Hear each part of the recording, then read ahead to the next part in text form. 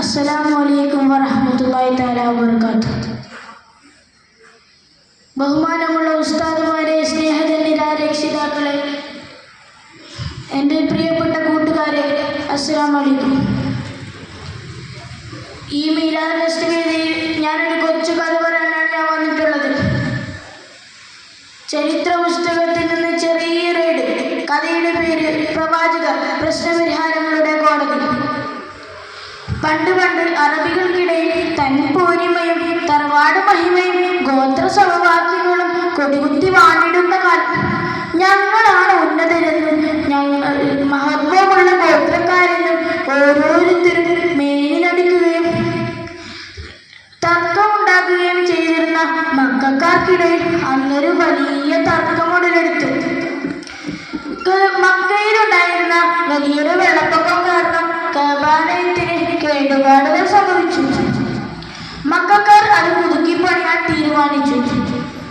അങ്ങനെ എല്ലാവരും അവരെ കൊണ്ട് കഴിയുന്ന ജോലിയിലൊക്കെ പങ്കാളികളായി.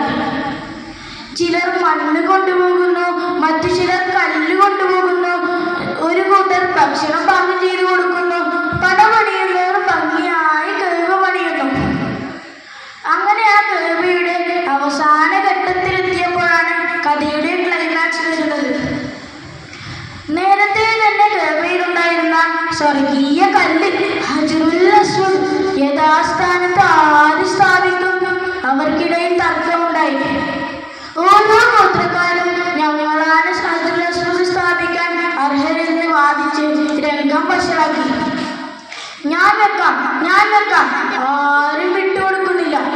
പലരും പല പോംവഴികളും പറഞ്ഞെങ്കിലും ആരും വിട്ടുകൊടുക്കുന്നില്ല. ആ സമയത്ത് കൂട്ടത്തിലുണ്ടായിരുന്ന ഒരു മുതിർന്ന ഒരാൾ ഒരു അഭിപ്രായം ഉന്നയിച്ചു. ഇനി കഅബയിലേക്ക് ആദ്യം ആരാണോ വരുന്നത് അയാളെ നമുക്ക് മധ്യസ്ഥനാക്കാം. അദ്ദേഹം പറയുന്നത് എന്തും പരിഹാരം സ്വീകരിക്കാൻ നാം തയ്യാറാണ്. അങ്ങനെ എല്ലാവരും ആകാംക്ഷയെ കാത്തു നിന്നു. ഇനി ആരാണ് കഅബയിലേക്ക് ആദ്യം വരുന്നതെന്ന് നോക്കി. എല്ലാവരുടെ വഴിയിൽ കണ്ണു നട്ടിരിക്കുകയായിരുന്നു.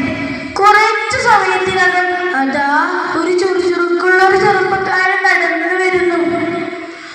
ആരാണത്? എല്ലാവരും കണ്ണുകൾ തുറന്നു നോക്കി നിന്നു. അടുത്തെത്തിയപ്പോഴല്ലേ കൂടെ നിന്നവരുടെ കണ്ണുകൾ ആഹ്ലാദം കൊണ്ട് പ്രകാശിച്ചത്. ഹൗ സമാധാനം, നമ്മുടെ അൽ-അമീനാണല്ലോ വരുന്നത്. ഏവർക്കും സ്വീകാര്യനായ ഒരാൾ. ആ കൂടെ നിന്നവരെല്ലാം എല്ലാ കാര്യങ്ങളും നബി സല്ലല്ലാഹു അലൈഹി വസല്ലം തങ്ങളോട് വിവരിച്ചു. എല്ലാം ആശ്വാസത്തോടെ കേട്ട് നിന്ന് നബി സല്ലല്ലാഹു അലൈഹി വസല്ലം ഒരു വിരിപ്പ് കൊണ്ടുവരാൻ നിർദ്ദേശിച്ചു. ആ വിരിപ്പ് നിലത്ത് വിരിച്ച് ബഹുമാന